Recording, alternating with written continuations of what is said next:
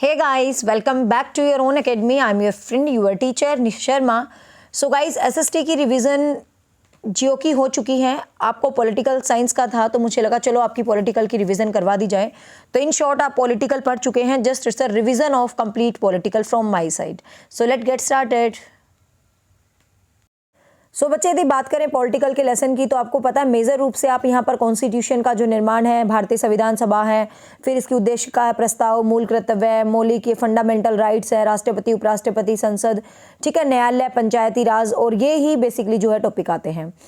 तो यदि हम कॉन्स्टिट्यूशन की शुरुआत करें, मतलब संविधान की यदि शुरुआत करते हैं, वैसे तो संविधान के निर्माण से ही पढ़ते हैं, लेकिन फिर भी आपको जस्ट बेसिक पता होना चाहिए. ये मैं हिस्ट्री में आपको बेसिक समझा भी चुकी हूँ कि बेसिकली जो इंडियन कॉन्स्टिट्यूशन है, जो संविधान सभा का विकास हुआ है, ठीक है, जो इंडियन कॉन्स्टिट्यूशन है, जो संविधान सभा का विकास, इन शॉर्ट में आपको बताती हूँ बिकॉज इट्स अ डिवीजन. आपको पता प्लासी और बक्सर का युद्ध हुआ था, तो उसके बाद अंग्रेज जो है डोमिनेशन पे आ गए थे. पूरा इंडिया, आपको पता, धीरे धीरे अंग्रेज पूरे इंडिया को डोमिनेट करते जा रहे थे. ठीक है, जब वो पूरे इंडिया को डोमिनेट करते जा रहे थे तो सबसे पहले 1773 का रेगुलेटिंग एक्ट आया था. आपको पता है इस रेगुलेटिंग एक्ट के तहत क्या हुआ था भाई, अपना एक तो जो हाई कोर्ट है वो एस्टैब्लिश हुई थी, ठीक है ना, और ये कोलकाता में सबसे पहले, और साथ में आपको जो मतलब प्रेसिडेंसीज बना दी थी जिसमें गवर्नर को 3 प्रेसिडेंसियों का गवर्नर वगैरह, मतलब गवर्नर जनरल, ये सब चीज़ें जो है यहाँ से स्टार्टअप होनी शुरू हुई थी. ठीक है, तो यहाँ पर मतलब धीरे धीरे क्या है इन एक्ट्स में जो स्टार्टिंग में होते हैं, जैसे फिर 1784 का पिट्स इंडिया एक्ट आता है, ठीक है, फिर 1793 का चार्टर्ड एक्ट आता है. कहने का मतलब ये जो एक्ट होते हैं ना, धीरे धीरे कुछ अंग्रेज़ों के खिलाफ कुछ मतलब कुछ अंग्रेज़ों के लिए कुछ उसकी नीतियाँ जो है बनाते रहते हैं, और इन्हीं नीतियों के फलस्वरूप धीरे धीरे अंग्रेज़ जो है डोमिनेट होते रहते हैं. और जब अंग्रेज़ धीरे धीरे डोमिनेट हो जाते हैं तो ये रहता है यार इनका डोमिनेशन कैसे ना कैसे ख़त्म किया जाए. ठीक है, तो इनका डोमिनेशन खत्म करने के चक्कर में ही कॉन्स्टिट्यूशन निर्माण पर जो है बातें शुरू हो जाती हैं, और यहाँ से ये जो निर्वाचन वगैरह है ये सारे काम जो है शुरू हो जाते हैं. तो अब कॉन्स्टिट्यूशन को निर्माण करना था तो सबसे पहले बनाई जाती है संविधान सभा. ठीक है, सबसे पहले बनाई जाती है क्या बच्चे, संविधान सभा का गठन होता है. सबसे पहले बात कर लेते हैं संविधान शब्द की. संविधान होता क्या है? संविधान वो सर्वोच्च विधि होती है, वो कानून होता है जो किसी भी देश की राजनीतिक, सामाजिक, आर्थिक, सांस्कृतिक, मानवीय मूल्यों को स्थापना करता है. ध्यान रखना, एक कोटेशन आ सकती है डेफिनेशन. संविधान में क्या होता है, तो सिर्फ रूल नहीं होते. संविधान किसी भी देश की राजनीतिक, सामाजिक, आर्थिक, सांस्कृतिक, मानवीय मूल्यों को स्थापना करता है. ठीक है, संविधान का मतलब उद्देश्य होता है एक सिस्टमेटिक रूप से, मतलब एक सरकार को, एक समाज को निर्मित करना. ठीक है, तो ये होता है कॉन्स्टिट्यूशन. अब संविधान का जो गठन हुआ था, संविधान सभा बनाई गई थी, मेन पॉइंट्स पे चलते हैं. वो कैबिनेट मिशन योजना के तहत बनाई थी. सीधा क्वेश्चन आता है संविधान किस योजना के तहत बनाया गया था, तो कैबिनेट मिशन योजना के तहत बनाया गया था, जिसकी स्थापना 1946 में हुई थी. ठीक है, इसमें 389 सदस्यों में से प्रांतों के लिए 296 सदस्यों का चुनाव हुआ, जिसमें कांग्रेस को 208.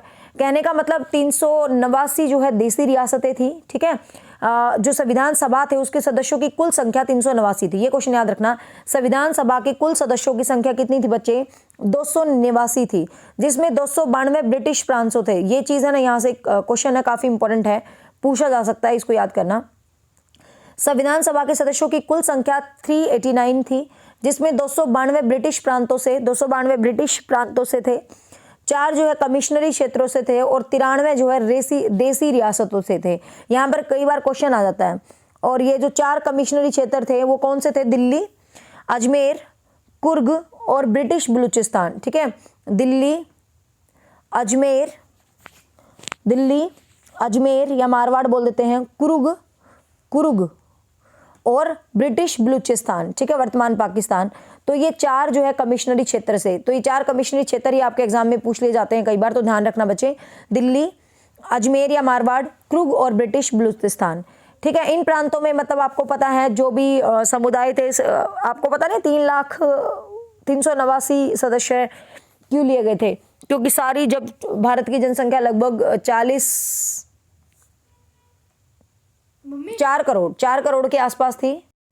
ठीक है, फिर आपको पता है संविधान सभा बनाने लगे तो उसकी बैठकें होने लगी. तो सबसे पहली बैठक हुई थी 9 दिसंबर 1946 को. संविधान सभा की प्रथम बैठक हुई थी 9 दिसंबर 1946 को, जो दिल्ली के कौंसिल चैम्बर के पुस्तकालय में हुई थी. ये क्वेश्चन पूछा गया था, कहाँ हुई थी, दिल्ली के काउंसिल चैम्बर के पुस्तकालय में हुए थे, और जिसमें जो सच्चिदानंद सिन्हा है उसको एक अध्यक्ष चुन लिया गया था, क्योंकि वो सबसे बड़ी उम्र के अध्यक्ष थे और वो अस्थायी अध्यक्ष था। ध्यान रखना, वो अस्थायी अध्यक्ष था। तो सीधा सीधा क्वेश्चन बनता है, पहला अस्थायी अध्यक्ष कौन था? सच्चिदानंद सिन्हा। कब चुना गया? 9 दिसंबर 1946 को। हैदराबाद एक ऐसी देसी रियासत थी जिसके प्रतिनिधि संविधान में शामिल नहीं हुए थे। तो ये क्वेश्चन भी याद कर लेना, कौन सी देसी रियासत थी जिसके प्रतिनिधि संविधान सभा की में शामिल नहीं हुए थे? तो हैदराबाद में। प्रांतों और देसी रियासतों की संख्या उनके जनसंख्या के अनुपात में थी। जैसे मैंने बताया 4 करोड़ के नियर अबाउट जनसंख्या थी, तो यहाँ प्रत्येक क्षेत्र से, इसीलिए इस तरीके से जो है 389 जो है हो जाते हैं। फिर आपको पता है कुछ मतभेद चल जाते हैं, मुस्लिम्स जो है अपना अलग संविधान बनाने लग जाते हैं, ठीक है। बाद में धीरे धीरे ये सदस्य जो है कम होने लग जाते हैं, और फाइनली संविधान सभा में ब्रिटिश प्रांतों के 296 प्रतिनिधित्व हुए, क्योंकि विभाजन हो जाता सांप्रदायिकता हिंदू मुस्लिम्स के आधार पर। तो इस तरीके से, क्योंकि पाकिस्तान अलग बनाना है, ये अलग बनाना है। अनुसूचित जनजाति के सदस्यों की संख्या पूछे तो 33 थी। संविधान सभा में महिला सदस्य, याद रखना है, पूछा जा सकता है, 9 थी। संविधान सभा में महिला सदस्य 9 थी। 11 दिसंबर 1946 को दूसरी बैठक होती है, पहली होती है 9 दिसंबर, दूसरी बैठक होती है बच्चे 11 दिसंबर को, जो डॉक्टर राजेंद्र प्रसाद इसके स्थायी अध्यक्ष चुने गए थे, ठीक है। स्थायी अध्यक्ष डॉक्टर राजेंद्र प्रसाद। फिर 13 दिसंबर, 2 का डिफरेंस है, देखो 9, 11, 13, ठीक है। 13 दिसंबर 1946 को पंडित जवाहरलाल नेहरू ने उद्देश्य प्रस्ताव पास किया। वेरी वेरी इंपॉर्टेंट पॉइंट, उद्देश्य प्रस्ताव जो है पास किया, जिसके अंदर संविधान में क्या क्या होना चाहिए, क्या समितियां होनी चाहिए, संविधान का क्या उद्देश्य है, हम संविधान क्यों बना रहे हैं, ये सब चीजें उद्देश्य प्रस्ताव के अंतर्गत जो है मैच आई थी। तो ध्यान रखना, 13 दिसंबर 1946 को पंडित जवाहरलाल नेहरू ने उद्देश्य प्रस्ताव के साथ जो है क्या होती है, ये कार्रवाई होती है। फिर 22 जनवरी 1947 को उद्देश्य प्रस्ताव को स्वीकृति के बाद संविधान सभा में काफी सारी समितियां बन जाती हैं, जैसे प्रारूप समिति, ये समिति, हर समिति अलग अलग अध्यक्ष करती है। जैसे कार्य संचालन समिति होती है, देखती हूँ यहाँ कहीं लिखा हुआ है तो ठीक है, नहीं तो बता देती हूँ।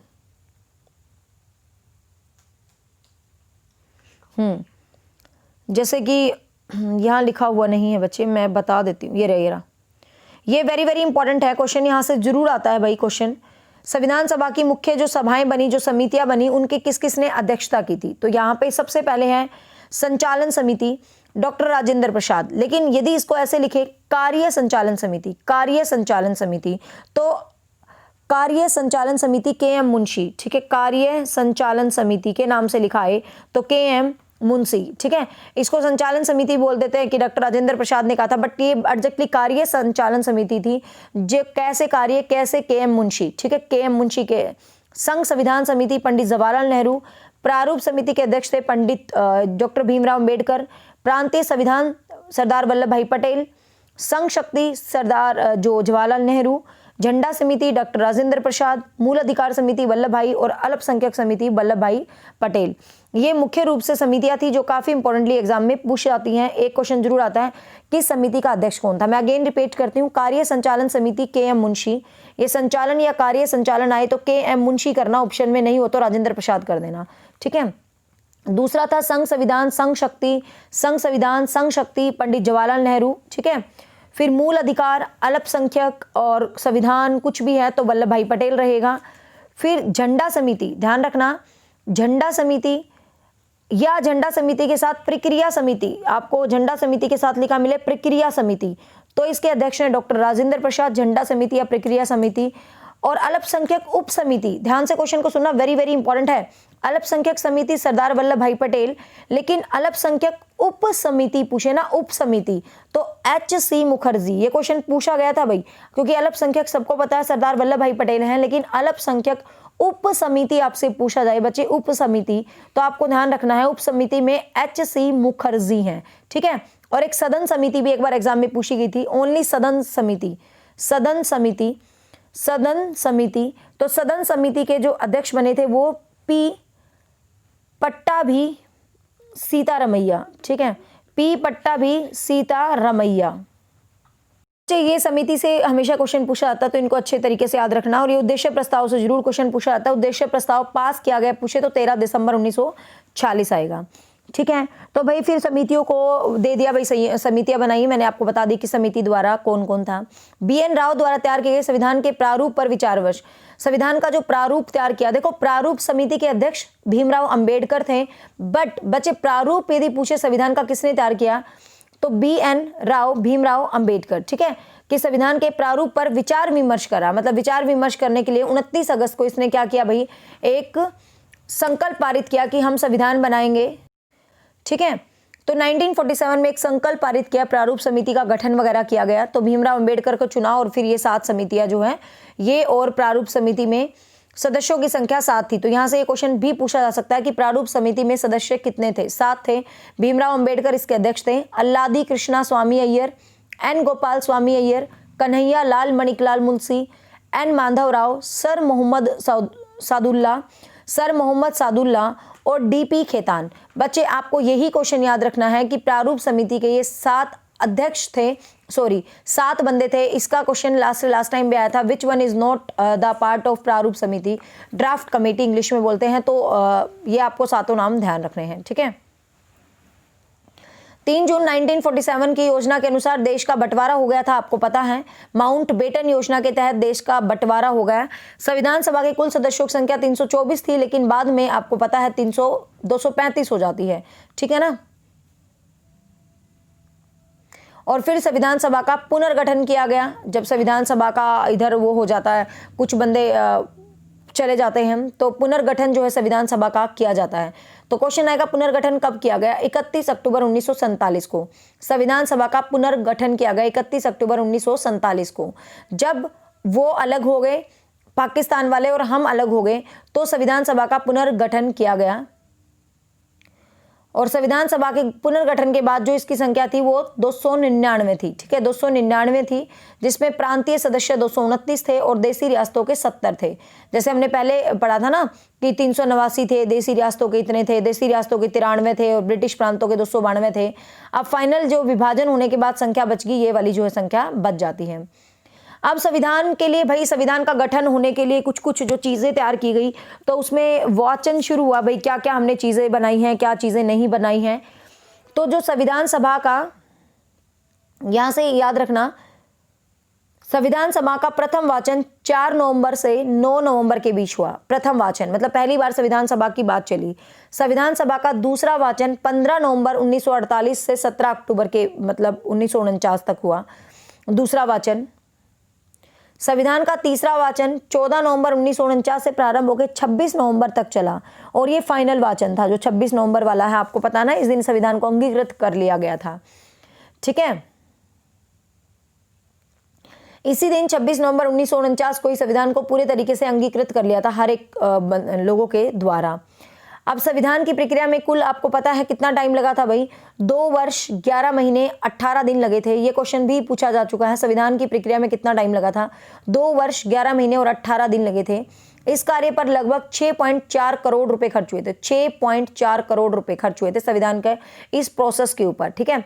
संविधान को 26 नवंबर 1949 को जब तीसरी बार इसका वाचन हुआ था, तो इसमें कुल 22 भाग, याद रखना जब संविधान बना स्टार्टिंग में 22 भाग, 395 अनुच्छेद और 8 अनुसूचियां थी, 22 पार्ट्स थे, 395 आर्टिकल्स थे और 8 शेड्यूल्स थी जब संविधान बना। और आपको पता है प्रेजेंटली 22 भाग हो चुके हैं, 12 अनुसूचियां, और ये भाग, ये जो 450 के क्रॉस हो चुके हैं जो आर्टिकल्स हैं प्रेजेंट में, ठीक है। अब कुछ जब संविधान बन जाता है तो कुछ कहते हैं ना भाई हम संविधान बना रहे हैं, तो कुछ ये लोग मंत्रिमंडल को संभालेंगे। तो यहाँ पर कुछ पहला एक मंत्रिमंडल सा गठन कर दिया गया भाई, कैबिनेट मिशन के प्रस्ताव से एक मंत्री सा, भाई आप लोग इन चीज़ों को संभालेंगे। तो पंडित जवाहरलाल नेहरू को मतलब विदेशी मामलों का मंत्री बना दिया, ठीक है। और वल्लभ भाई पटेल को गृह, तो कहते हैं ना पहला गृह मंत्री वल्लभ भाई पटेल, ठीक है। सूचना एवं प्रसारण मंत्री बलदेव सिंह को रक्षा मंत्री बना दिया गया। उद्योग एवं आपूर्ति का मंत्री जॉन मथाई को, सी राजगोपालचारी शिक्षा का जो है मंत्री बना दिया गया। एच.सी. भाभा, मतलब ये ऑफिशियल नहीं थे, जो वो तो 1950 के बाद बनेंगे ऑफिशियली। ये मतलब एक तरह से कॉन्स्टिट्यूशन बनने के बाद भाई इस चीज़ को आप संभालेंगे, ठीक है ना। रेलवे का आशफ अली को, लियाकत अली वित्त विभाग, तो ये चीज़ जो है संभाल ली गई। और संविधान सभा की जो अंतिम बैठक हुई, तो बिल्कुल अंतिम बैठक हुई थी, वो 24 जनवरी 1950 को हुई थी, जिस दिन ही राजेंद्र प्रसाद को प्रथम राष्ट्रपति भारत का चुना गया था। 24 जनवरी, क्योंकि आपको पता 26 जनवरी को संविधान जो है लागू हो जाता है। मतलब 26 नवंबर को हम संविधान को अंगीकृत करते हैं, 24 जनवरी को अंतिम बैठक होती है और 26 जनवरी को अपना संविधान जो है क्या हो जाता है भाई, लागू हो जाता है। यहां से क्वेश्चन है वेरी वेरी इंपॉर्टेंट। जो कैबिनेट मिशन योजना थी उसमें 3 सदस्य थे, sir Stafford Cripps, lord Pethick Lawrence और AB अलेक्जेंडर। ये क्वेश्चन काफी एग्जाम्स में पूछा जा चुका है कि कैबिनेट मिशन योजना में कौन थे। ये 3 बंदे थे, ठीक है। ये क्विक रिवीजन है भाई, ये पढ़ाई नहीं है, कहीं सोचो ये पढ़ाई है, क्योंकि पढ़ाई तो हम लेक्चर्स में पढ़ चुके हैं। It's only quick revision. 26 जुलाई 1947 को गवर्नर जनरल ने पाकिस्तान के लिए पृथक संविधान की घोषणा कर दी, तो ये पाकिस्तान भारत का संविधान जो है बन गया। फिर ये समितियां बनी, ये आपको याद रखना है। ये स्टेटमेंट याद करना, एक पर्सन है lord Viscount, the person is lord Viscount. इसने संविधान सभा को हिंदुओं का निकाय कहा। इसने क्या कहा भाई, संविधान सभा हिंदुओं के लिए एक निकाय है, मतलब is a good thing for Hindus, ठीक है। अंबेडकर को भारतीय संविधान के पिता के रूप में जाना जाता है। उन्हें आधुनिक मनु की संज्ञा दी जाती है। क्वेश्चन याद रखना, आधुनिक मनु की संज्ञा दी जाती है BR अम्बेडकर। संविधान सभा में भारत के केवल एक बड़े समुदाय का प्रतिनिधित्व किया, चर्चिल। विंस्टन चर्चिल ने कहा था कि कुछ नहीं है संविधान सभा में, मतलब सारे हिंदू ही हिंदू हैं। तो ये विंस्टन चर्चिल ने कहा था भाई कि संविधान सभा में एक बड़े इसका जो है चुनाव किया गया, ठीक है। तो ये चीज संविधान सभा के बारे में बोली गई विंस्टन चर्चिल के द्वारा। फिर संविधान की यदि विशेषताओं की बात करें तो आपको पता है भारत का संविधान सबसे बड़ा लिखित संविधान है, सबसे विस्तृत है भाई। भारत का संविधान एकात्मक भी है और संघात्मक। क्वेश्चन आए भारत का संविधान कैसा है, तो ऑप्शन डालना अर्ध संघात्मक। अर्ध संघात्मक मतलब इसमें शक्तियां सेंटर के पास भी हैं, केंद्र के पास भी हैं, स्वतंत्र है, निष्पक्ष है, एकल नागरिकता है भारत में, एक मतलब we are Indians only, nobody is like I am American and we all are just great Indians, ठीक है ना। तो यहाँ पर मतलब संविधान के गठन से बेसिकली आपको क्या क्या चीज याद रखनी है बच्चे, जहां से क्वेश्चन आ सकता है। एक तो इस संविधान की कमेटियों से क्वेश्चन आ सकता है, एक कब अंगीकृत किया गया, एक स्टार्टिंग में 389 सदस्य थे, फिर संविधान बना तो कितने सदस्य थे, ये सदस्य वाला, ठीक है। फिर ये प्रारूप समिति के अध्यक्ष भीमराव अंबेडकर और BN राव कानूनी सलाहकार भी पूछा गया था संविधान का, तो BN राव संविधान का कानूनी सलाहकार भी था। और आपको पता 26 जनवरी को ही संविधान लागू हुआ, क्यों, क्योंकि 26 जनवरी 1930 को हम ऑलरेडी स्वाधीनता दिवस जो अपना बना चुके थे, ठीक है। तो ये क्वेश्चन है बेसिकली जो संविधान की ओपनिंग से आपको याद करने हैं, ठीक है। अब आ जाती है वेरी वेरी इंपॉर्टेंट, जहां से एक क्वेश्चन हर बार आता ही आता है, कंफर्म 120% आएगा क्वेश्चन यहां से। संविधान की उद्देशिका मीन संविधान की प्रस्तावना समझ रहे हो ना, जो आपकी संविधान की प्रेम्बल है, मतलब लिखा क्या है कॉन्स्टिट्यूशन जब स्टार्ट होता है। तो कॉन्स्टिट्यूशन एक तो यहां से क्वेश्चन है जो बहुत इंपॉर्टेंट याद रखना है कि प्रस्तावना को संविधान का भाग किसने माना, केशवानंद भारतीवाद। मतलब कई कहते थे संविधान प्रस्तावना का भाग है, कई कहते थे ये प्रस्तावना का भाग नहीं है। तो एक है बेरूबारी यूनियनवाद 1960 में हुआ था उच्चतम न्यायालय में, उद्देशिका को संविधान सभा का अंग मानने से इनकार कर दिया था, ठीक है। लेकिन जो केशवानंद भारतीवाद है, इसने उद्देशिका का प्रस्ताव माना था। तो यहां से क्वेश्चन आएगा कि किसने संविधान की उद्देशिका को संविधान का भाग माना था और किसने नहीं माना था। तो बेरूबारी यूनियनवाद इसने तो नहीं माना था, और जो केशवानंद भारती, तो क्वेश्चन आएगा संविधान जो प्रस्तावना है वो संविधान का भाग है किसके तहत, केशवानंद भारतीवाद के तहत, ठीक है। ये चीज आपको याद रखना। अब उद्देशिका कोई शक्ति का सोर्स नहीं है, बल्कि ये शक्ति का आधार है, उपबंध है, मतलब बेस्ड है। इसमें बताया गया है कि संविधान क्या है, क्या हमारा मकसद है, क्या हमारा उद्देश्य है, ठीक है। उद्देशिका विधानमंडल की शक्ति पर प्रतिबंध लगाने का सोर्स नहीं है किसी भी, मतलब उद्देशिका। अब देखो यहाँ पर क्या है, उद्देशिका में कुछ शब्द लिखे गए हैं, ये पढ़ लेते हैं हम। ये लिखा गया है भाई संविधान की प्रस्तावना में, हम भारत के लोग भारत को एक संपूर्ण प्रभुत्व संपन्न समाजवादी पंथ निरपेक्ष लोकतंत्र गणराज्य बनाने के लिए उसके समस्त नागरिकों को सामाजिक आर्थिक राजनीतिक न्याय अभिव्यक्ति विश्वास धर्म उपासना स्वतंत्र प्रतिनिष्ठा अवसर की समानता प्राप्त करने के लिए व्यक्ति की गरिमा और राष्ट्र की एकता अखंडता सुनिश्चित करने वाली बंधुता बढ़ाने के लिए दृढ़ संकल्प होकर हम इस संविधान सभा में आज तारीख 26 नवंबर 1949 को मारक, ये भी याद रख लेना, ये क्वेश्चन भी आ सकता है, शुक्ल सप्तमी संवत 2006 विक्रमी के द्वारा संविधान को अंगीकृत या आत्म समर्पित करते हैं, ठीक है ना। तो संविधान की प्रस्तावना को अंगीकृत किया गया था 26 नवंबर 1949 को विक्रमी संवत, ये भी याद रख लेना, शुक्ल सप्तमी संवत 2006 विक्रमी द्वारा इसे अंगीकृत किया जाता है। अब यहाँ से जो इंपॉर्टेंट क्वेश्चन है आपको याद करने हैं कि यहाँ पर जैसे कुछ चीज़ें हैं, जैसे हाँ, यहाँ से 2-3 क्वेश्चन याद रखेंगे आप। उद्देश्य प्रस्ताव के आधार पर संविधान को संवैधानिक रूप से सलाहकार तो BN राव के द्वारा ही प्रारूप वगैरह तैयार किया गया था, और संवैधानिक विशेषज्ञ NA पालकीवाला को भी एक बार संविधान को माना गया था। चलो छोड़ो इस चीज़ को। अब यहाँ से आपको क्या क्वेश्चन याद रखने हैं कि कुछ शब्द संविधान की जो प्रस्तावना है, कुछ शब्द उसमें 42वें संविधान संशोधन से जोड़े गए थे। 3 शब्द, सबसे पहले पंथ निरपेक्ष, समाजवाद और अखंडता। ये 3 शब्द आपको याद रखने हैं, वेरी इंपॉर्टेंट क्वेश्चन जो आपसे पूछा जाता है। 42वें संविधान संशोधन के द्वारा 3 शब्द जोड़े गए थे, पंथ निरपेक्ष, समाजवाद और अखंडता। क्या याद कर लेंगे कि हमारा समाज अखंड है और हम पंथ निरपेक्ष हैं। ठीक है, हमारा समाज अखंड है और हम पंथ निरपेक्ष हैं। ध्यान से समझते जाना, यहां से क्वेश्चन जरूर बनता है संविधान की प्रस्तावना से, प्रेम्बल से। देखो, संविधान की प्रस्तावना से क्वेश्चन जरूर बनता है। सबसे पहला संविधान में वर्ड है पंथ निरपेक्ष। ये 3 शब्द जोड़े गए थे जो बहुत इंपॉर्टेंट पूछ ले जाते हैं। पंथ निरपेक्ष का मतलब, पंथ निरपेक्ष मतलब जिसमें राज्य का अपना कोई पंथ नहीं है, अपना कोई मत नहीं है, अपना कोई मतलब एक तरह से हम ये नहीं है कि किसी एक चीज को हम सहारा देते हैं, एक चीज के हम साथ जाते हैं, ऐसा नहीं है। ठीक है, ये संविधान सभा में कौन कौन से शब्द है भाई? प्रभुत्व संपन्न, समाजवादी, पंथ निरपेक्ष, लोकतंत्र, गणराज्य। ठीक है ना, ये सारे शब्द हैं जिसमें कि पंथ निरपेक्ष इज अ काइंड ऑफ मतलब धर्म निरपेक्षता टाइप में, कि समाज का अपना कोई धर्म ना हो, इस टाइप से। गणराज्य आपको पता है, जहां 0 से स्वीकृत तक सभी नागरिकों के द्वारा गणराज्य होता है, जहां सभी पद सभी नागरिकों के द्वारा प्राप्त किए जा सकते हो। पंथ निरपेक्ष संविधान के लक्षणों में से एक है बॉम्बई बनाम संघ। ये क्वेश्चन वेरी वेरी इंपॉर्टेंट है।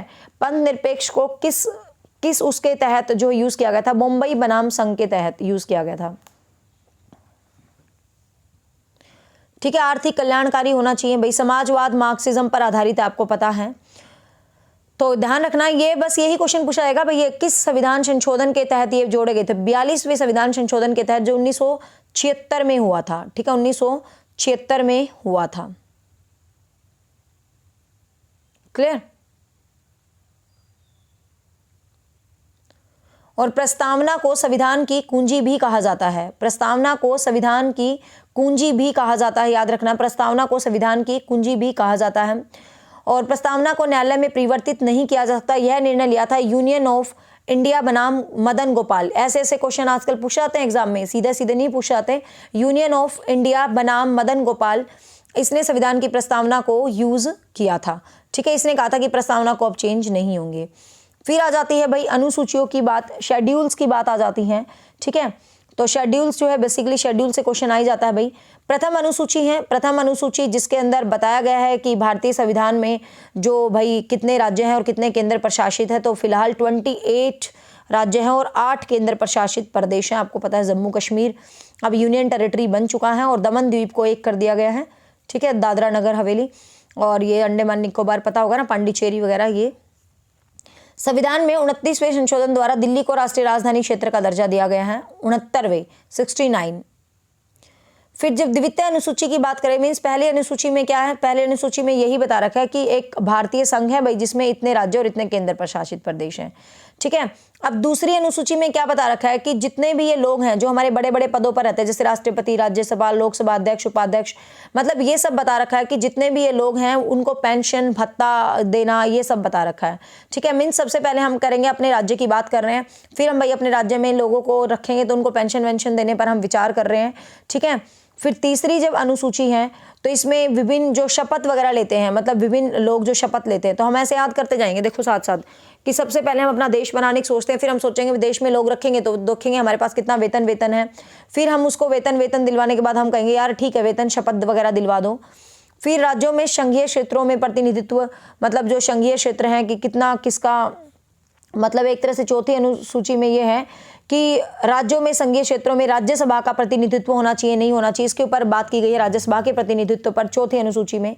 पांचवी अनुसूची वेरी वेरी इंपॉर्टेंट है, पूछ ली जाती है भाई, अनुसूचित जनजातियों से रिलेटेड है और ये है आसाम, त्रिपुरा और मेघालय। ठीक है, आसाम त्रिपुरा, ATM से याद करना, आसाम त्रिपुरा और मेघालय। ओके, छठी है आसाम त्रिपुरा और मेघालय वाली तो ATM।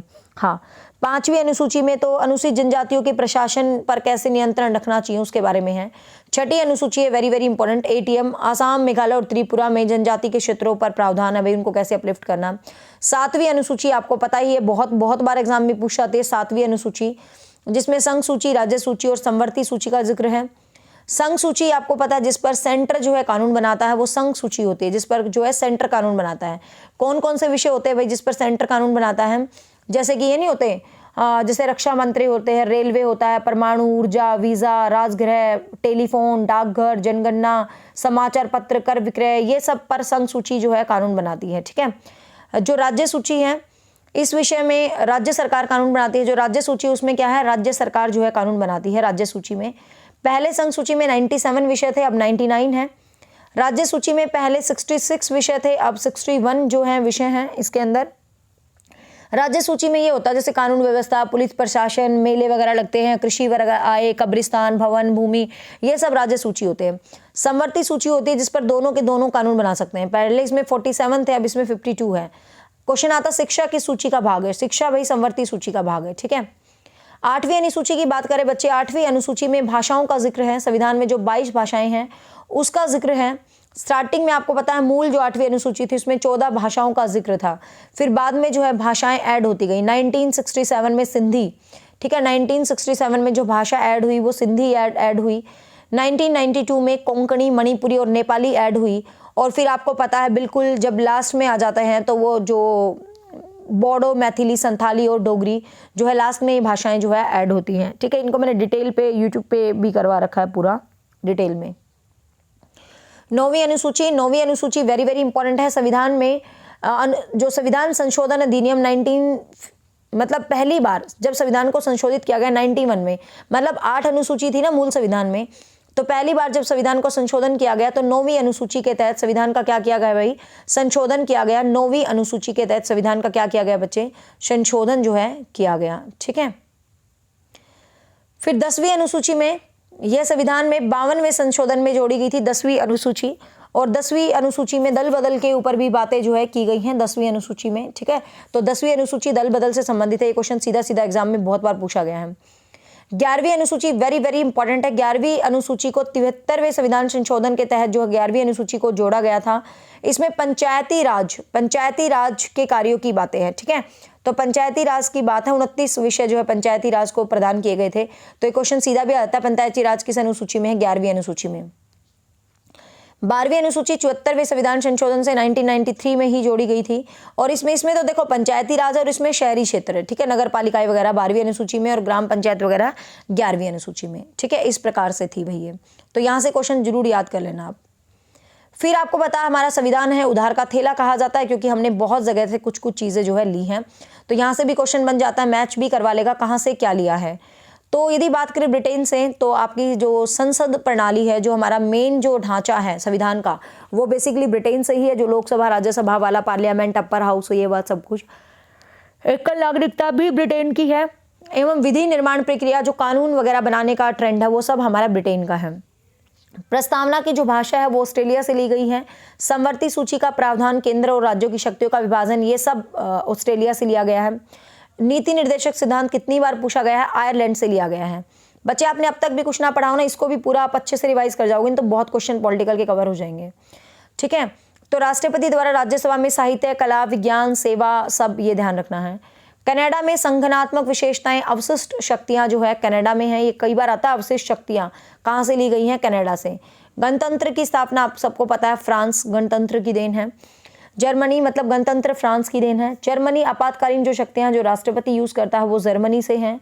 मौलिक अधिकारों का प्रावधान, मौलिक अधिकार अमेरिका से हैं, लेकिन जो मौलिक कर्तव्य हैं बच्चे वो रूस से हैं। ठीक है, जापान से विधि द्वारा स्थापित प्रक्रिया, विधि निर्माण तो ब्रिटेन से है, लेकिन विधि द्वारा स्थापित प्रक्रिया जापान से है। क्लियर। और सबसे ज्यादा अपना लिया गया है भाई भारतीय संविधान, जो सबसे ज्यादा बेस्ड है वो आपको पता है, वो बेस्ड है 1935 के उसके ऊपर। ठीक है,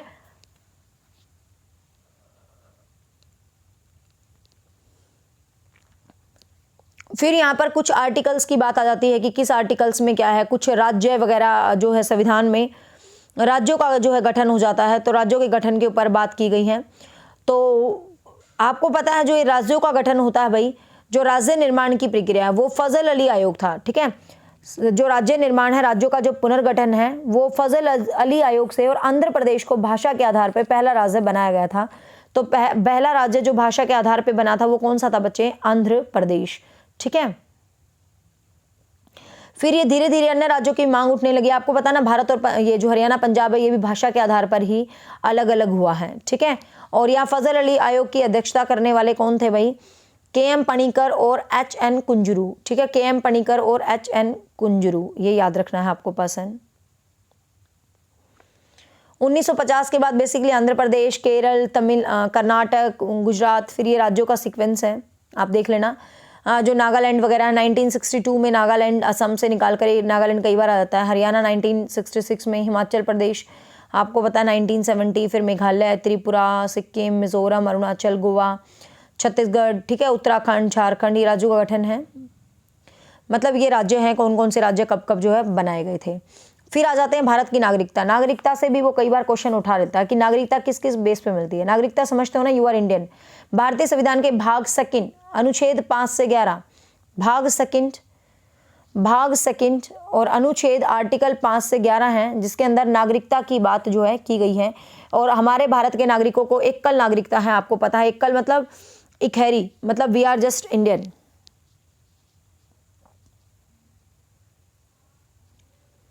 अब भाई नागरिकता आपको पता है, जो नागरिकता होता है उनको ही बहुत सारे अधिकार जो है प्राप्त होते हैं। संवैधानिक सारे अधिकार नागरिकता के आधार पे जो है प्राप्त होते हैं, ठीक है ना।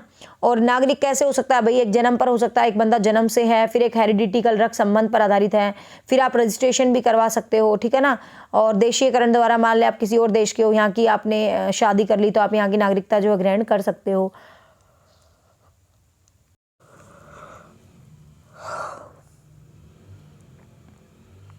मतलब भेदभाव नहीं होना चाहिए, कोई धर्म अपना कुछ भी कर सकता है अलग से भी, अपना मंदिर बनाओ, मस्जिद बनाओ, व्हाटएवर। सांस्कृतिक एवं शैक्षिक अधिकार, जो अल्पसंख्यक वगैरह होते हैं भाई उनको भी अधिकार दिया जाना चाहिए, ठीक है ना। और जो 32वां है वो बहुत ज़्यादा इंपॉर्टेंट है। मूल अधिकारों की शक्ति में उच्चतम न्यायालय में जाने का अधिकार सबसे इंपॉर्टेंट है। 32वां जो अनुच्छेद जो है सबसे ज़्यादा इम्पोर्टेंट है। इसमें काफ़ी ज़्यादा इम्पोर्टेंटली भीमराव अंबेडकर ने, इसको ध्यान रखना, संविधान की आत्मा और हृदय कहा है। भीमराव अंबेडकर ने जो आर्टिकल 32 है, आर्टिकल 32 है, इसको आत्मा और हृदय भी कहा है, क्योंकि इसमें ही सब कुछ है। इसमें कुछ रिट्स हैं, ये रिट्स है ना गाइस, पूछ ली जाती हैं। एक है पर इसमें कुछ रिटें हैं, मतलब जिसको आप न्यायालय में जा सकते हो। सबसे पहली रिट है बंदी प्रत्यक्षीकरण। बंदी प्रत्यक्षीकरण का क्या है भाई? किसी भी नागरिक को आपने बंदी बना लिया तो सर्वोच्च न्यायालय, उच्च न्यायालय में वो शरण ले सकता है। मतलब 24 घंटे के अंदर अंदर उसको पेश किया जाए और वो क्या है, शरण ले सकता है। सर्वोच्च न्यायालय, उच्च न्यायालय में उसको पेश किया जाए। परमादेश क्या होता है? सेकंड जो रिट होती है डेट इज परमादेश। परमादेश में क्या होता है कि आपको ये आदेश है कि जैसे परम आदेश, भाई आप वो सार्वजनिक कर्तव्य से विमुख होगा, कोई अधिकारी अपने कर्तव्य का पालन सही नहीं कर रहा तो उसके खिलाफ परमादेश हो जाता है, ठीक है। प्रतिषेध का मतलब एक होता है प्रतिषेध, प्रोविजन। प्रतिषेध में क्या होता है, जो लेख सर्वोच्च न्यायालय अपने जो अधीनस्थ न्यायालय है, ठीक है, मतलब सर्वोच्च न्यायालय अपने अधीनस्थ न्यायालय जो सही काम नहीं कर सकता तो उसके खिलाफ प्रतिषेध वो कर सकते हैं, ठीक है, प्रतिषेध। और प्रत्यादेश में मतलब आप कोई बंदा आपके काम में टांग अड़ा रहा तो आप उसको मना कर सकते हो, इस तरीके से। फिर उत्प्रेषण के अंदर क्या होता है कि कोई भी सर्वोच्च न्यायालय है, उच्च न्यायालय में कुछ भी टाइप का कोई आदेश जारी कर सकता है। किसी मुकदमे के निर्णय के लिए वरिष्ठ न्यायालय को भेजा जा सकता है। मतलब कहने का क्या है इसमें, मीन्स प्रतिषेध में तो क्या है वो, मतलब किसी भी अधीनस्थ न्यायालय को, मतलब उसके अधिकार क्षेत्र से बाहर जाकर यदि वो कार्य कर रहा है तो उसको रोक देता है। लेकिन उत्प्रेषण में क्या होता है कि कोई भी उच्च न्यायालय वो छोटे न्यायालय को आदेश दे सकता है, भाई ये वाला केस है, ये मेरे पास ले आओ, मतलब इस टाइप से न्यायालय में भेजा जा सकता है। अधिकार परीक्षा के अंदर क्या होता है, यह लेख में कोई भी पदाधिकारी है, ठीक है, वो वैधानिक रूप से कार्य नहीं कर रहा तो आप पूछ सकते हो भाई व्हाट आर यू डूइंग, क्या कर रहे हो आप, अच्छा नहीं कर रहे, मतलब इस तरीके से, ठीक है। तो ये पांचों रिट्स कई बार एग्जाम में पूछी जाती हैं। भारतीय संविधान का अनुच्छेद 32 को संविधान का आधारभूत लक्षण कहा गया है। बहुत इंपॉर्टेंट है भाई, ये सबसे ज़्यादा इंपॉर्टेंट। और इसको जो है भीमराव अंबेडकर ने इसको संविधान की आत्मा भी कहा है। ठीक है, तो ये रिट जारी करना, ये बहुत, मौलिक अधिकारों का हनन नहीं किया जा सकता, आपको पता है, सिर्फ आपातकाल में इनको निलंबित कर सकते हैं।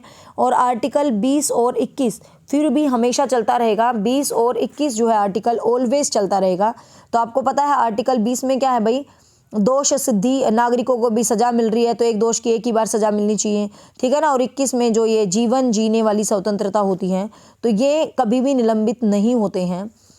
अब इनसे रिलेटेड क्वेश्चन आता है कि कौन सी है मूल अधिकारों से रिलेटेड जो प्रस्तावनाएं हैं, ठीक है, वो कौन सी हैं।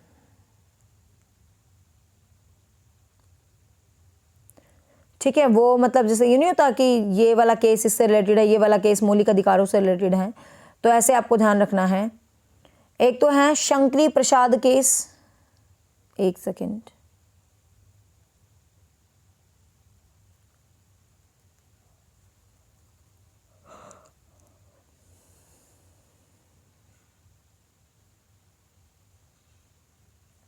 और ये भी ध्यान रखना भाई, संपत्ति का अधिकार पहले था, संपत्ति का अधिकार मूल संविधान में था संपत्ति का अधिकार, लेकिन 44वें संविधान संशोधन के तहत संपत्ति के अधिकार को एक कानूनी अधिकार बना दिया गया है। पहले ये मौलिक अधिकार था, ये क्वेश्चन भी पूछ सकते हैं, अब ये कैसा अधिकार हो गया है, अब ये कानूनी अधिकार हो गया है। पहले ये मौलिक अधिकार था और अब ये कानूनी अधिकार जो है हो गया है। ठीक है, ये चीज़ आप क्या करेंगे, ध्यान रखेंगे। अब यहाँ पर ये याद रखना कि मौलिक अधिकारों के लिए कौन कौन सी मतलब उच्चतम न्यायालय में निर्णय, एक तो शंकरी प्रसाद केस था, ठीक है, एक शंकरी प्रसाद है, और एक गोलकनाथ केस है, और एक केशवानंद भारती है। ठीक है, ये तीनों किससे रिलेटेड है भाई, इसी से रिलेटेड है। ठीक है बच्चे, इसके बाद आप मौलिक कर्तव्य को रिवाइज करना, जो 11 मौलिक कर्तव्य हैं, तो 11वां मौलिक कर्तव्य जो 86वें संविधान संशोधन। फिर जो आपके नीति निर्देशक हैं, संविधान के भाग 4 अनुच्छेद 36 से 51 तक नीति निर्देशक तत्वों की बात की गई है। ठीक है, तो नीति निर्देशक तत्व और संविधान मौलिक अधिकार, इन सबको आपको अच्छे तरीके से क्या करना है भाई, रिवाइज करना है। तो डिफरेंस पता होगा ना, मूल अधिकार एक नकारात्मक रवैया है जो किसी भी राज्य के मसलों पर प्रतिबंध लगाते हैं, लेकिन नीति निर्देशक सकारात्मक होते हैं। मूल अधिकार को न्यायोचित है, ये गैर न्यायोचित है, तो ये इनमें कुछ डिफरेंसेस होते हैं।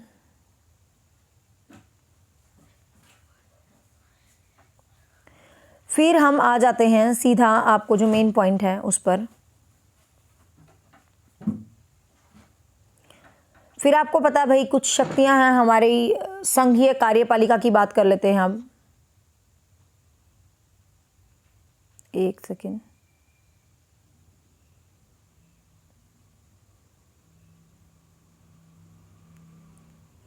अब हम संघीय कार्यपालिका की बात कर लेते हैं, जिसमें आपके सबसे पहले तो आपको ध्यान रखना, सरकार की यदि हम बात करते हैं तो सरकार के बेसिकली 3 अंग हैं जिनको हम महत्वपूर्ण रूप से पढ़ते हैं। ठीक है, सरकार के कौन कौन से 3 अंग हैं भाई, कार्यपालिका, न्यायपालिका और विधानपालिका। ठीक है, कार्यपालिका, न्यायपालिका और विधानपालिका। विधानपालिका में जिसमें रूल नियम वगैरह सब लगते हैं, ये विधानपालिका के अंदर होते हैं। ठीक है, जिसमें नियम वियम रूल वगैरह सब लगते हैं, ये किसके अंतर्गत होते हैं बच्चे, विधानपालिका के अंतर्गत जो है ये सभी के सभी आते हैं। ठीक है, कार्यपालिका के अंतर्गत जो कार्यकारिणी समितियां होती है वो सब कार्यपालिका के अंतर्गत आती हैं, और जो न्यायपालिका आपको पता है इसके अंदर न्याय, सर्वोच्च न्यायालय वगैरह ये सब कुछ आ जाते हैं।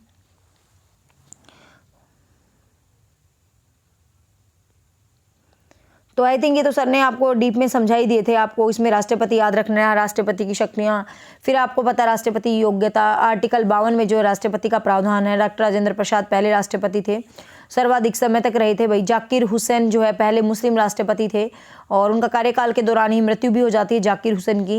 एम हिदायतुल्लाह राष्ट्रपति शपथ लेने वाले सर्वोच्च न्यायालय के एकमात्र न्यायाधीश थे।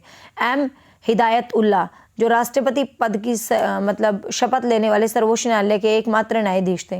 ठीक है ना, निर्विरोध चुने गए थे। संजीव रेड्डी निर्विरोध चुने जाने वाले राष्ट्रपति थे।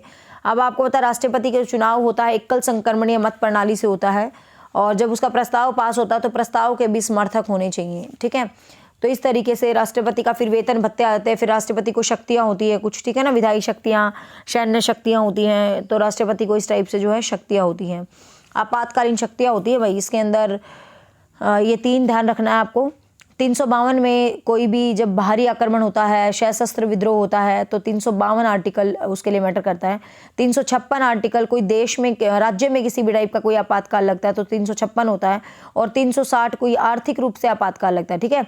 बाह्य आक्रमण जो नेशनल इमरजेंसी लगती है, जब बाह्य आक्रमण 352 के अंतर्गत, 356 के अंतर्गत राज्यों में कोई भी मतलब ये तो तीनों चीज़ें होती हैं। राष्ट्रपति को भाई वीटो भी होती है, वीटो पावर, मतलब कुछ चीज़ों को वो निषेध शक्तियां, ठीक है ना, जैसे किसी विधेयक को अनुमति नहीं दे सकता, उसको स्पर्श, ये देखो वीटो देख लो राष्ट्रपति के पास कौन सी होती है, इनसे पूछ सकते हैं क्वेश्चन।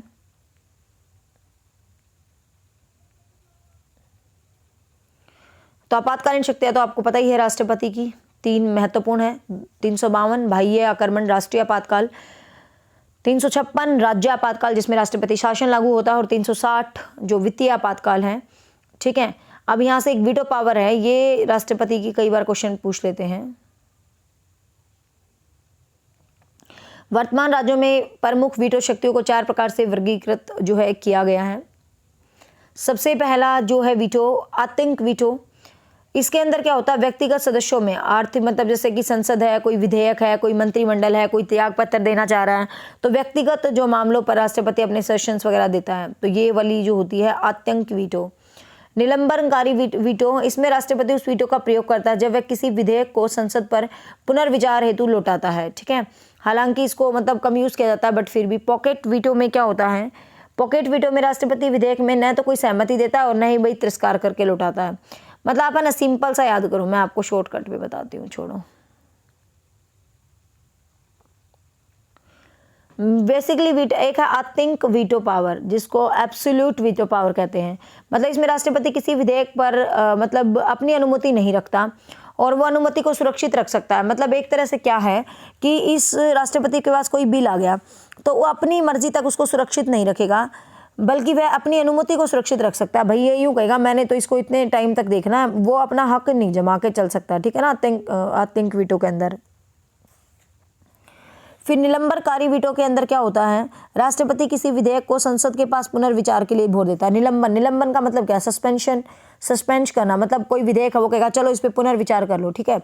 पॉकेट वीटो, जिसको हम जेबी वीटो भी कहते हैं, पॉकेट वीटो, इस वीटो में शक्ति के तहत राष्ट्रपति किसी विधेयक को अनिश्चित काल के लिए अपने पास सुरक्षित रख लेता है, ठीक है। फिक्स नहीं बताता, मतलब ना तो अनुमति देता ना ही पुनर्विचार करता, अपने पास ही रख लेता है। और ये जो वीटो, पॉकेट वीटो है, इसका जो प्रयोग किया था भाई 1986 में, जो ज्ञानी जैल सिंह थे ना, उसने इस जेबी वीटो का प्रयोग किया गया था। तो भारत में किसी राष्ट्रपति ने जिसने जेबी वीटो का प्रयोग किया वो ज्ञानी जैल सिंह, ये ध्यान रखना।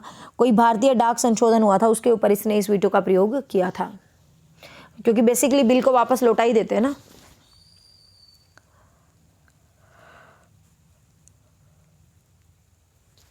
अब राष्ट्रपति आपको पता है मृत्युदंड को भी माफ कर सकता है, भाई राष्ट्रपति के पास ये अधिकार होते हैं।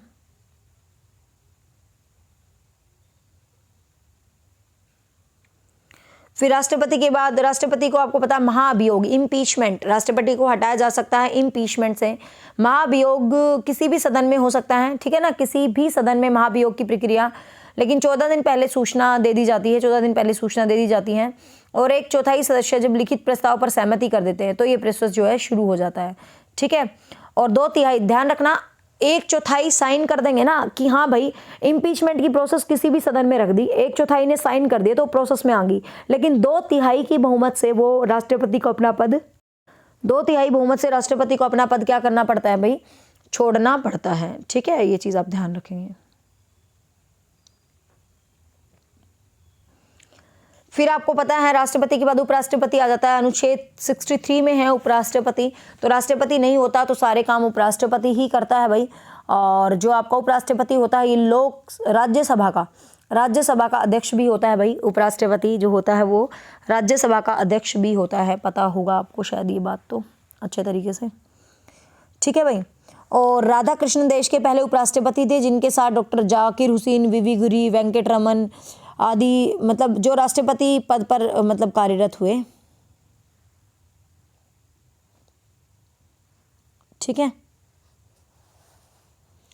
फिर भाई प्रधानमंत्री की बात आती है। संविधान के अनुच्छेद तो 74 में आई थिंक,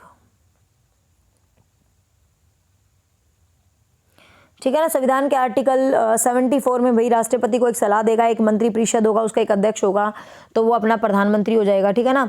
फिर वही सेम प्रधानमंत्री की बातें, प्रधानमंत्री का कार्य है, प्रधानमंत्री, ध्यान रखना प्रधानमंत्री का कोई इलेक्शन नहीं किया जाता, कोई चुनाव नहीं किया जाता, प्रधानमंत्री की नियुक्ति की जाती है। ध्यान रखना प्रधानमंत्री अपॉइंटेड होता है, नियुक्त किया जाता है। ये सबको पता होगा भाई ना कि लोकसभा में जो एमपीज बनते हैं उनका जो नेता होता है वही प्रधानमंत्री की पोस्ट पर आता है।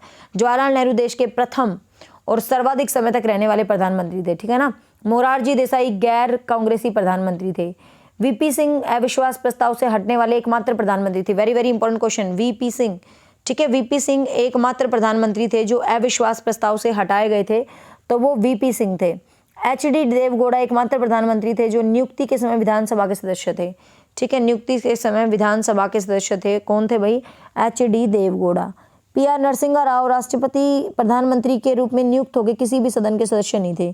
पीबी नरसिंहा राव, मतलब क्योंकि वो तो उसके पास ये सारी योग्यताएं जरूर होनी चाहिए, बट उसको तो इलेक्ट अपॉइंट करते हैं, ठीक है।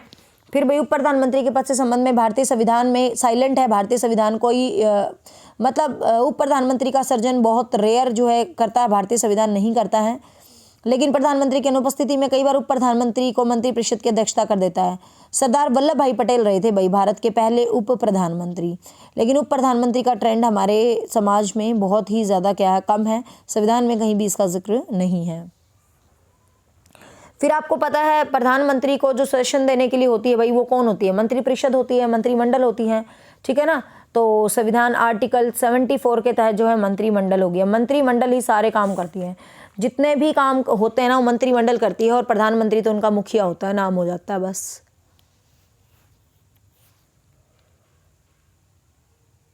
ठीक है।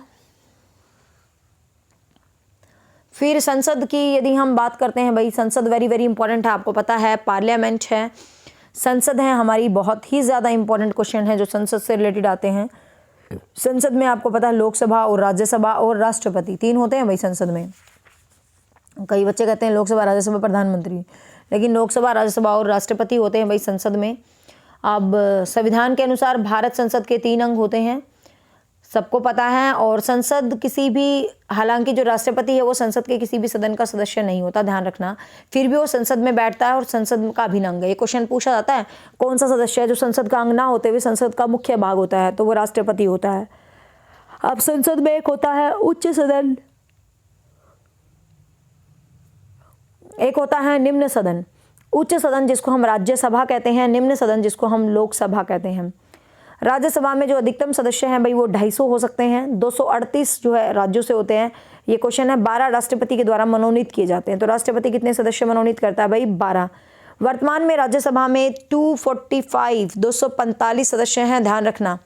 संविधान की 4थी अनुसूची में राज्यसभा में ये सीटों का आवंटन किया गया था भाई, इतने होंगे इतने होंगे। मनोनीत सदस्य याद रखना, मनोनीत को राष्ट्रपति मनोनीत करता है। मनोनीत कौन से होते हैं? जिनको राष्ट्रपति मनोनीत करता है, जो किसी भी क्षेत्र में होते हैं। जैसे आपको पता है ना सचिन तेंदुलकर किया गया था रेखा को, मतलब साहित्य, विज्ञान, समाज सेवा, किसी भी क्षेत्र में जो बेस्ट होते हैं उन 12 को राष्ट्रपति राज्यसभा में अपनी मर्जी से नियुक्त करता है, ठीक है। और राज्यसभा की यदि बात करेंगे, एक स्थायी सदन होता है भाई, ये कभी भंग नहीं होता। इसके ना प्रत्येक जो है 2/3 सदस्य जो है बदल दिए जाते हैं। मतलब एक तो होता है ना भंग हो जाता है, लोकसभा तो हर 5 साल में आपको होता है भंग हो जाती है, और फिर दोबारा से नई, हर बार नई लोकसभा बनती है ना, ये होते हैं अपने क्या बोलते हैं चुनाव होते हैं। लेकिन बच्चे राज्यसभा के साथ ऐसा बिल्कुल भी नहीं है। जो राज्यसभा है वो एक स्थायी सदन है, आपको ध्यान रखनी है, ठीक है ना। तो वेरी वेरी इंपॉर्टेंट है, राज्यसभा स्थायी सदन है। राज्यसभा का गठन 6 वर्ष के लिए होता है, ध्यान रखना 6 वर्ष के लिए। वो जैसे लोकसभा 5 वर्ष है, राज्यसभा 6 वर्ष। हर 2 वर्ष के बाद, 6 वर्ष के लिए गठन होता है, हर 2 वर्ष के बाद 1/3 सदस्य इसके अवकाश ग्रहण कर लेते हैं और बाकी जो है आ जाते हैं, ठीक है। राज्यसभा की अंतिम बैठक अगले सत्र में 6 माह का से अधिक अंतर नहीं होना चाहिए। राज्यसभा का सदस्य होने के लिए 30 वर्ष होने चाहिए भाई कम से कम। और ये तो पता है भारत का नागरिक हो, पागल दिवालिया ना हो, बाद के ये सबको पता है, लाभ के पद पर आसीन ना हो, एक्सेट्रा एक्सेट्रा, ठीक है, एवरीबडी नोज। राज्यसभा का जो सभापति होता है वो वही भारत का उपराष्ट्रपति होता है, ध्यान रखना। भारत का उपराष्ट्रपति ही राज्यसभा का सभापति होता है। राज्यसभा की कार्यों की बात करें तो बहुत ज़्यादा पावर्स नहीं होती भाई, ये तो लोकसभा के साथ मिलकर ही कानून बनाती है, संशोधन करती है। और राज्यसभा को धन के मामले में कोई ज़्यादा अधिकार भी प्राप्त नहीं होते, बस 14 दिन तक धन उसको रख सकती है। और इम्पीचमेंट जो महाभियोग की प्रवृत्ति है वो आपको पता उसमें तो शामिल होती है भाई राज्यसभा, ठीक है। फिर जो है लोकसभा की यदि हम बात करें तो लोकसभा में आपको पता अधिकतम सदस्य 552 हो सकते हैं। अधिकतम सदस्य कितने हो सकते हैं भाई? 552 हो सकते हैं। बट ठीक है, इनमें से 530 सदस्य राज्यों का प्रतिनिधित्व करते हैं, 20 संघ क्षेत्रों का प्रतिनिधित्व करते हैं, और very very important 2 Anglo Indian होते हैं, ठीक है। 2 एंग्लो इंडियन सदस्य राष्ट्रपति खुद ही मनोनीत करता है। वर्तमान में लोकसभा में 545 सीट है। आपको पता नहीं, ये इलेक्शंस होते हैं जब हाफ से ज़्यादा जिसको मिल जाती है वो पार्टी बन जाती है। तो ये ध्यान रखना, एंग्लो इंडियन समुदाय लोकसभा में जो है प्रतिनिधित्व नहीं है, राष्ट्रपति दो नामांकित कर सकता है, ध्यान रखना ये, ठीक है ना।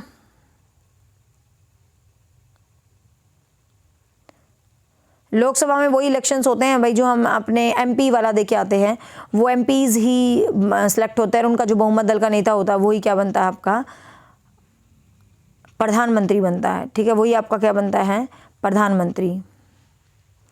और जो लोकसभा की आपको पता है, लोकसभा की जो उम्र होती है वो 25 साल होती है, कार्यकाल 5 वर्ष होता है। ये एक स्थायी मतलब ये कभी भी भंग हो सकता है, ये पूर्व भी भंग हो सकता है। जब लगे राष्ट्रपति वो प्रधानमंत्री उनका मंत्रिमंडल सही काम नहीं कर रहा तो हम इनको भंग कर सकते हैं। सबसे ज़्यादा मतलब काम करने वाली लोकसभा ही होती है। जितने कानून वानून जितने भी देश में पास होते हैं बेसिकली सब लोकसभा से ही होते हैं, ठीक है ना।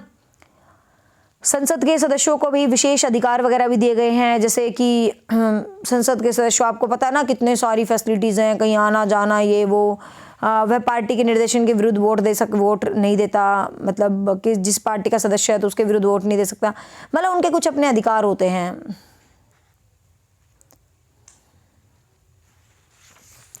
उनको हर तरीके से स्वतंत्रता होती है किसी भी तरीके से, ठीक है। हरियाणा से 10 सीटें हैं वही लोकसभा की और 5 सीटें हैं किसकी? राज्यसभा की। राज्यसभा की 5 हैं, लोकसभा की 10 हैं, आपको ध्यान रखना है।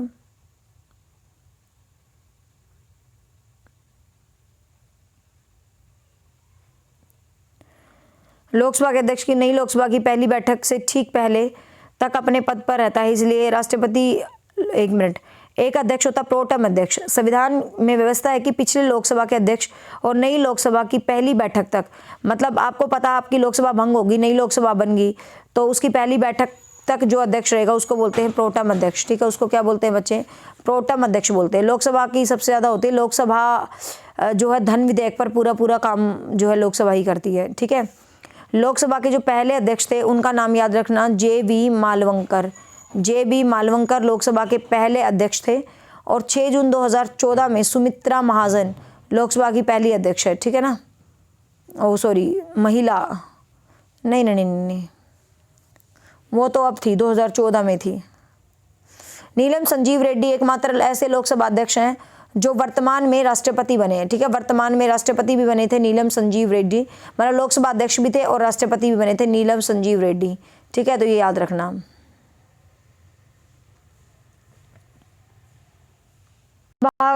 लोकसभा के वर्तमान स्पीकर की बात करूं तो भाई ओम बिरला है, ध्यान रखना, ओम बिरला, ठीक है। लोकसभा का जो वर्तमान स्पीकर है वो ओम बिरला है, भारतीय जनता पार्टी से है, ठीक है ना। और वो वेंकैया नायडू है शायद अपना उपराष्ट्रपति, जो राज्यसभा का है वेंकैया नायडू उपराष्ट्रपति। अब आपको पता है जो संसद है भाई, संसद उसके 3 सत्र होते हैं, बजट सत्र और मानसून सत्र। ध्यान रखना, बजट सत्र, मानसून सत्र और शीत सत्र। ग्रीष्मकालीन सत्र नहीं होता, कहीं सोचो कुछ भी होता है। बजट सत्र वो होता है जिसमें बजट वगैरह पेश करते हैं, रेल बजट वगैरह पारित किए जाते हैं, फरवरी से मई तक होता है बजट सत्र। फिर मानसून सत्र होता है जो जुलाई से अगस्त वाला। शीतकालीन सत्र होता है नवंबर से दिसंबर वाला, ठीक है। तो 3 सत्र होते हैं लोकसभा के, कितने भाई? 3 सत्र।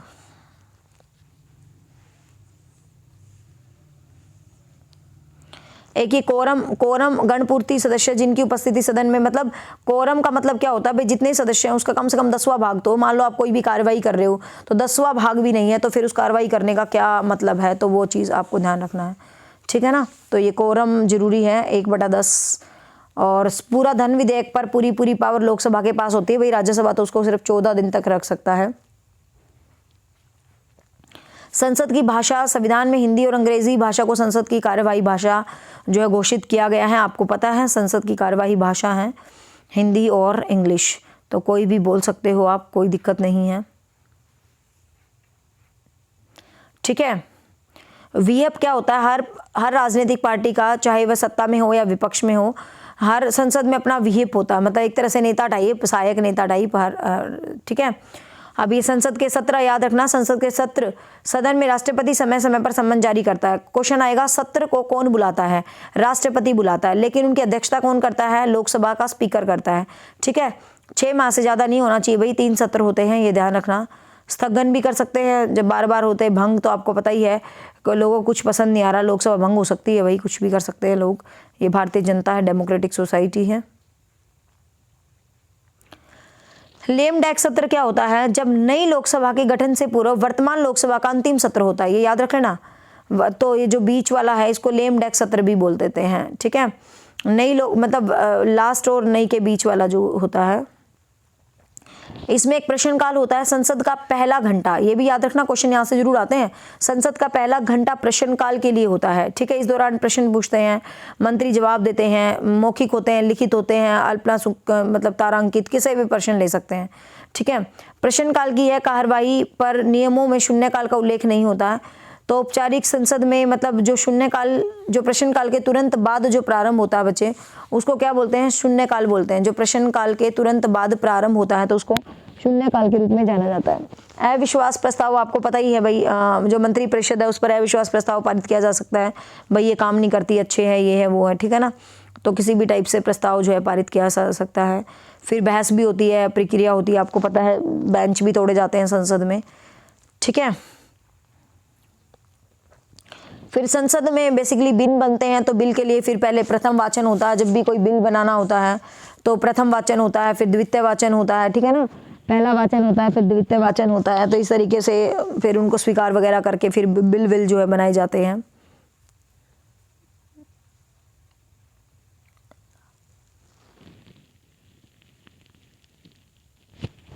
ठीक है बच्चे, तो ये थोड़ा सा ध्यान रख लेना बजट से रिलेटेड। फिर जैसे राष्ट्रपति होता है उसी तरीके से राज्य में राज्यपाल होता है।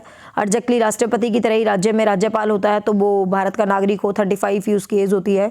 ये राष्ट्रपति, ये आपको ध्यान रखना है, इसका कई बार क्वेश्चन आता है कि राष्ट्रपति अपने पद पर कब तक रहता है। तो राष्ट्रपति हमेशा राज्यपाल हमेशा राष्ट्रपति के प्रसाद पर्यंत तक रहता है।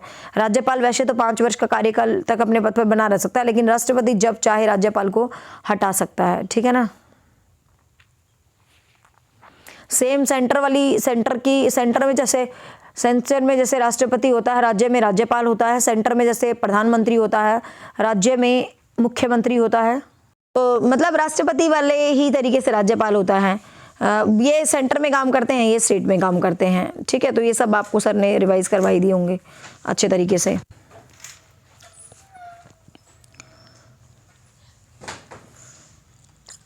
फिर जैसे प्रधानमंत्री होता है वैसे ही मुख्यमंत्री होता है भाई। ठीक है ना। जैसे एमपीज होते हैं ऐसे एमएलएज होते हैं। तो ये सब चीज़ें हैं, ये सब रीड आउट करने के हैं कि इसके पास ये होते हैं, इसके पास ये होते हैं। मेन राज्य का विधानमंडल होता है। ठीक है। विधान परिषद आपको पता है, कुछ ही राज्यों में विधान परिषद हैं। तो विधान परिषद भी इंपॉर्टेंट है, सर ने लिखवा दिए होंगे वर्तमान जो 6 राज्य हैं जिनमें विधान परिषद हैं। ठीक है। तो ये चीज़ आप क्या है याद रखेंगे। तो इस तरीके से ये सब चीज़ें, वही कंपैरिजन चल रहा है, मतलब ये पीडीएफ मैंने आपको दे भी रखी है, you just read it down. ठीक है भाई। फिर आपको उच्चतम न्यायालय वाला आ जाता है। उच्चतम न्यायालय है, इसमें इतने न्यायाधीश होते हैं, इतने मुख्य न्यायाधीश होते हैं, न्यायालय का काम है, ये सारा आप देख लेना। ठीक है। उच्चतम न्यायालय वाला, इसके लिए कौन कौन से इसके पास अधिकार होते हैं, ये जो मैंने आपको पीडीएफ भेज रखी है ना, इसको जरूर रीड आउट करके जाना, बहुत बहुत ज़्यादा अच्छी है, इसमें से बहुत क्वेश्चंस कवर हो जाएंगे। ठीक है ना। फिर ये दीवानी मामले, आपराधिक मामले, फौजदारी मामले, ये सब अधीनस्थ न्यायालय।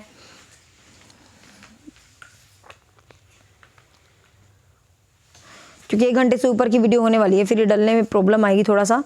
पंचायती राज इंपॉर्टेंट है, ये याद रखना भाई। बलवंत राय समिति जो योजना है उससे पंचायती राज का गठन हुआ था, ठीक है ना। JVK राय, L सिंघानी, ये सब पंचायती राज से हैं। ये 3 स्तरीय हैं, आपको पता है। ग्राम पंचायत, ब्लॉक समिति, जिला स्तर, अशोक मेहता कमेटी, ये सारे याद रख लेना, ये इसी से संबंधित है। यहाँ से क्वेश्चन भाई कंफर्म आएगा पंचायती राज से, ठीक है। ये PDF आप सब लोगों के पास है, एक बार इसको लास्ट से रीड आउट कर लेना। यही थी बेसिकली पॉलिटिकल, और जो लास्ट में ये सर नए टॉपिक्स जो है करवा दिए मैंने आपको, मोटा मोटा रिवीजन करवा दिया है। निर्वाचन आयोग है भाई, निर्वाचन मंडल का सारा ये इलेक्ट्रॉनिक वोटिंग मशीन है, कहाँ प्रयोग हुई थी, EVM पूरे राज्य में, ठीक है ना। EVM VM, ये उम्मीदवारों की सूची बनाना, ये लास्ट के जो 2-3 टॉपिक है ना बच्चे, इनको बहुत ही अच्छा आप रिवाइज करके जाएंगे, ठीक है। So bye bye, take care, have a nice day, thank you so much.